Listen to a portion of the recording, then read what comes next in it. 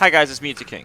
As you might know, Piranha just came out, and I just played with the character for a few hours, and I'm going to give you a competitive guide based on super early theory crafts and some information I got to get you guys started. So first I'm going to go over all his moves. Starting with jab, he has a frame 2 jab, and it does pretty decent damage. It's nothing special, but it's not bad. I mean, being frame 2 is pretty good. As for forward tilt, this move is pretty cool because there's two parts to it. There's one chomp here, but if you do it twice, you get two chomps. And it has pretty good range too. Like, watch this. That does pretty decent damage too. Also, it's actually safe on shield. So if you're even moderately spaced, you can just one slash or two chomps. They could I tested this with Domo earlier, and basically, even from point blank, it pushes you away each time, and it's actually safe from shield grabs, unless you have a very big grab. So that's actually a pretty safe move. That could be good. Now, you could also do the boost, the tilt stick, as some of you might know, where you do this. That way you can slide and do one chomp, or you can slide in one chomp, or slide in two chomps, and that could be good too. So overall, this forward tilt's pretty good. You have a frame 2 jab, and you have a, I believe this move is frame 7. Yeah, this move is pretty good. So then we have down tilt. This is a frame 9 move. It has a little less range than forward tilt, but it combos into forward air. See? So a lot of mid percents, low and mid percents, this can be good. A lot of mid percents, you just do this basic 2-hit combo, down tilt into fair. The main use of down tilt is specifically just to get the fair. But it's a safe poke, and I mean, just getting that down to fair, that's pretty good damage. We have up tilt also. It starts frame 7 behind you. I don't think it's anything that special. Sometimes it combos into itself, and you can get like an up air, but I don't know when I'd be using it. Maybe something like that. I don't know. I honestly think up tilt's one of his weaker moves so far. So to reiterate, frame 2 jab, really good because of that. A safe poke. Another poke that leads to a forward air, and a move that I just don't think is very good. So for the dash attack, he has a frame 7 dash attack that lunges across the stage. I think this is a good move. Being frame 7 and having that fast of a burst attack, that's pretty good for a burst attack. So I find that pretty useful. So for the smash attacks, we have down smash, which is frame 12. It's a sweep like this. You have it right here, or you do the reverse, which is even stronger, or it's supposed to be stronger. Oh, I think it's because I have stale moves on. But the reverse is actually slightly stronger, but that sends sideways. That can be useful for just simply sending people sideways. It's kind of like, think about Mario's down smash, just with slightly more range. We have up smash. It's a 2-hit move that starts on frame 12. I feel like that could be maybe a good out of shield option. It's also extremely strong. It can kill under 100% most of the time. So like, let's say someone's pressuring a shield, even from reverse, you just up smash out of shield. That might be pretty good. It's not your fastest out of shield option, but it seems like it could be pretty good. I think that's possibly your strongest attack. And then we have forward smash. That may seem weak, but that's because we did the close range attack. From the max distance, it does over 20 damage, but the close range does around 19. This is a frame 16 forward smash, about the same power as the up smash when you get the strong hit. And, well, it's just pretty self-explanatory. It's a basic forward smash. I think it's pretty solid. So next, I'll go to grabs. Piranha is tied for the fastest grab in the game at frame 6. This is about his grab range. It's nothing special, but a frame 6 grab is pretty good. From around 0 to 40%, you can do down throw up air, down throw fair, and it combos. That's your weakest throw, but at the lower damage, because it combos, you pretty much always want to down throw, unless you grab him like right here and you want to throw him off the level, of course, for position. But if you just grab him in the middle of the stage at like 0 to 40, you probably just always want to down throw fair or down throw up air based on which way to DI. Forward throw and back throw, pretty much the same thing. Pretty self-explanatory. Stronger in your down throw, but it just sends him sideways. Now your up throw is actually your highest damaging throw, and Piranha has some great sharking tools, which we'll talk about shortly next. This throw does good damage, and you also have plenty of ways to juggle, which are in his aerials. So for his aerials, I'll start with Nair. He has a frame 8 Nair that's kind of similar to Ivysaur's. It's pretty weak, but I feel like it could be pretty. It could maybe potentially be good out of shield. It's one of your faster out of shield options, and I could also see it good for edge guarding. When you hit it, it sends you pretty much directly sideways. So if I hit it, it sends them sideways. Or if the character has a bad recovery, you hit it, and it doesn't always connect everything. So that could be good or bad. Usually it's a bad thing though. But either way, it puts them in a bad position when you hit them. So if you could do something like this. That might be good. But the better edge guarding tool would be actually your forward air. Your forward air is a move that looks like this. It starts out on frame 10 from underneath him, and it has a good base knockback, but doesn't have much knockback growth. This means it's best used as a gimping tool. It's also your biggest long range move. So from here, it has some decent range, and it has decent knockback at every %. That means if you just need to like barely push the little Mac over, or just someone without the optimal recovery, you just need to push him a little bit, that move can be good. Also at certain, maybe not at 0, but a little bit higher %, you can do like into dash attack and it can combo. And that could be pretty useful too, since that could be maybe a common scenario. On the other end of the spectrum, we have back air. Back air has less range than forward air, but it kills really good. It kills at the low hundreds. From the edge, this can kill at about 100%. So this is pretty strong. This is a fire attack, pretty good damage, good knockback growth. Not as much range as the forward air, but it's good for just basic killing. So if you're just trying to gimp someone, you usually want to use the fair. If you're just trying to raw kill somebody, you can use the back air. Another difference is the forward air hits higher. Generally, it hits higher than the back air. But the back air can be, see how low it goes? It can be good against the smaller characters. That's something I was thinking. Like if you're fighting a small character, like maybe a Pichu, you might want to do these. But if you're fighting a taller character, you can mix up this and this, and they can both be good.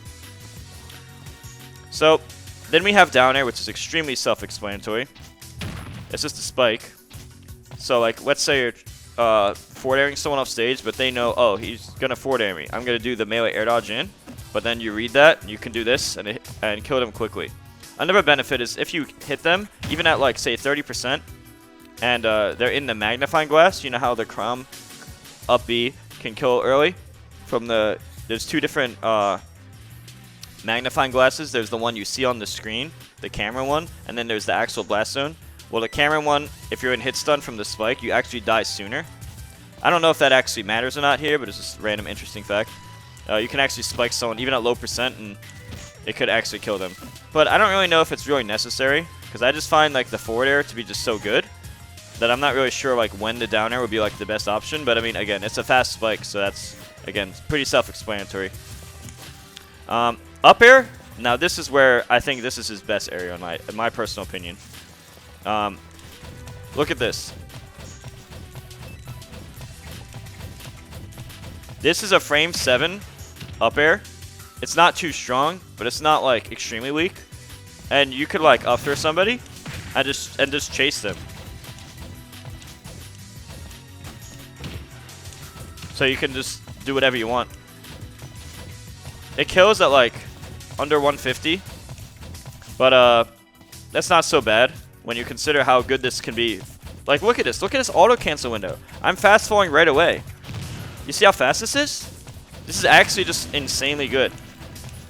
I think this up air is going to be a big part of his game. So back to what I was talking about earlier, where I said the up throw into the up air. Another idea is the special move is neutral B. So I was thinking another thing we could do, just a random idea. Oh, and the jab 1 can jab block. So I'll show you in a second. So if you don't want to up throw up air, you might be able to up throw, do the B. And I should explain this move now. So his B attacks, when you press the B button, you shoot the spiky ball above you. If you hold the B button, the spiky ball keeps moving pretty much forever. And when you release the B button, he eats it. You can also tap the B button twice to eat it. But that's pretty useless, so just never do that.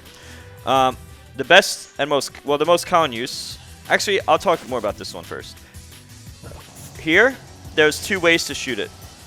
If it's in the air high up and you shoot it, it doesn't go too far. But if you wait till it's on your lips and you do it, it goes twice the distance. It does much more damage if you do it like this than it does if you let it bounce. Right here, if it bounces and hits him, it'll be weaker. But it also lingers for a bit. Now, what I think the most common use for this move will be is when you do you dash away, you press B, and then left or right. So let's say I'm in neutral against this guy. I'm over here, and I want to just win neutral. So what I will do is I'll dash away, press B, and then right. Now let me show you how fast I can act. This spiky ball, it may seem, look, it seems like it disappears fast, right? But watch how fast I can shield. I can actually shield super fast. In certain situations, I can even do a combo like this.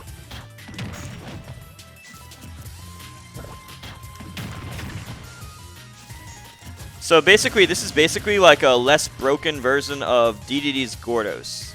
Gordos, as you probably all know if you play online, are actually like a super amazing move. This isn't quite as broken as that, but this is definitely going to be a staple move of the Piranha's neutral. Because you can act before them. It has decent shield stun, and it's active until it disappears, which is pretty useful.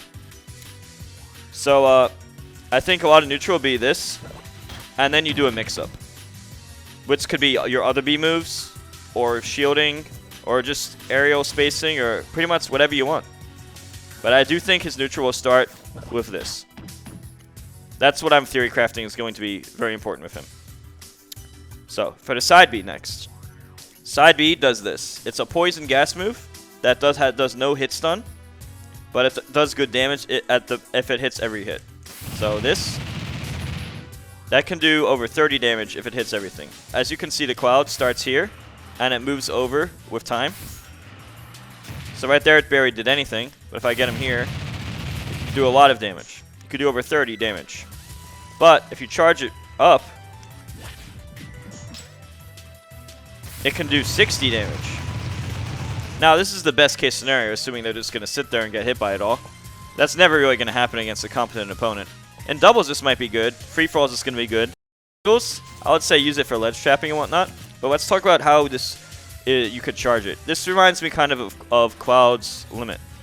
So you press side B. I don't even have to hold the B button or anything. It just charges up automatically. I can cancel the move by pressing B again. But there's also other ways to cancel. I could dodge. I could roll. I could shield. I could jump, and if I'm in the air, I could double jump. Unfortunately, if I press the R button in the air, I air dodge, which isn't quite what I wanted. I wanted to just be a regular cancel, but with all those other options, can't complain too much. There's a lot of ways to use this, so see. You can literally just jump around. Think of it like a Cloud limit.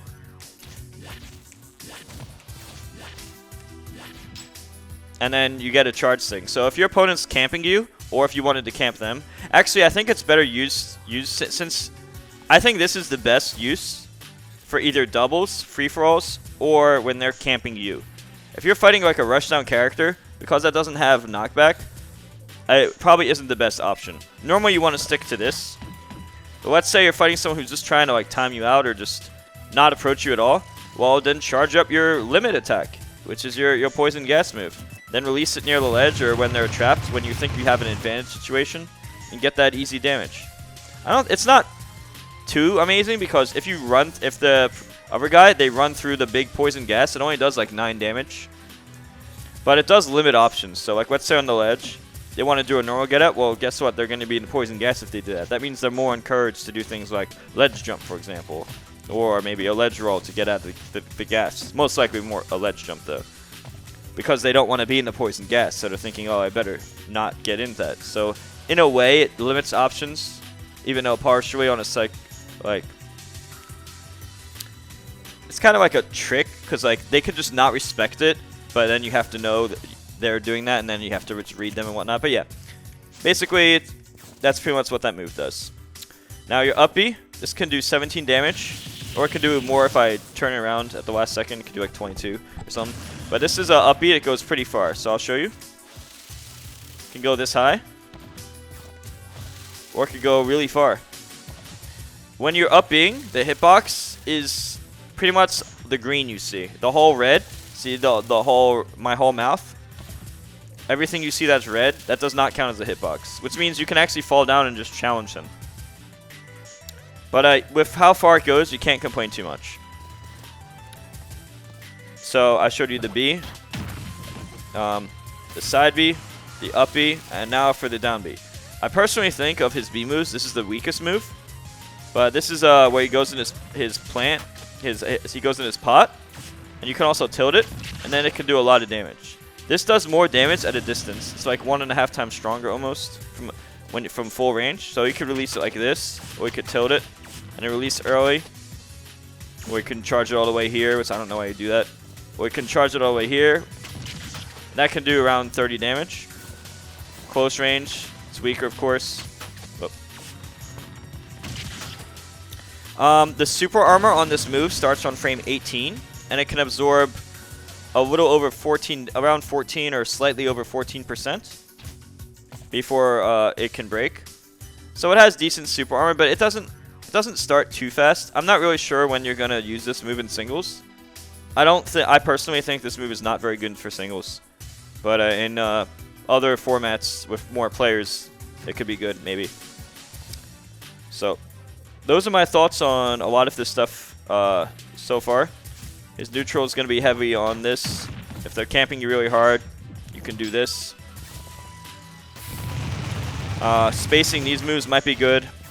This might be good because you can space it. Low percent, you can get a down throw into fair, or down tilt to fair. Your up airs are really good, and a lot of moves just send them sideways at a low angle, which means you can do your edge guarding really well. And since you have such a big recovery, a lot of the Piranha's gameplay is going to be through edge guarding, which is always fun.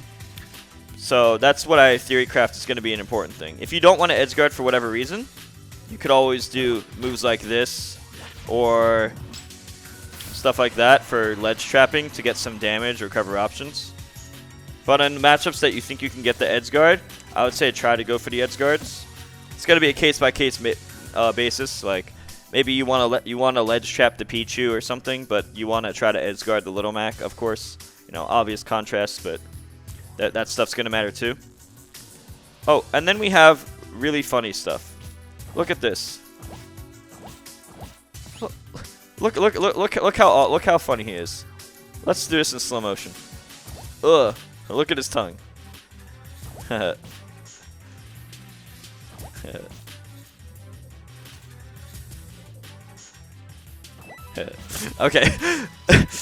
and then you have amazing stuff like this.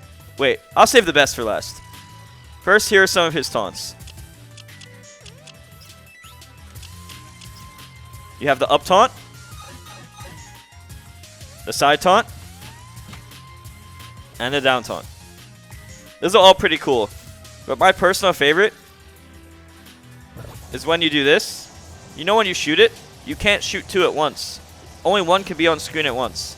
So let's say I tried to shoot two quickly. What happens? Oh. Let's look at that again. Oh. And that's my Piranha Plant Guide. Thanks for watching. Please remember to subscribe and hit the bell. And share my video if you like it, because there'll be much more future content.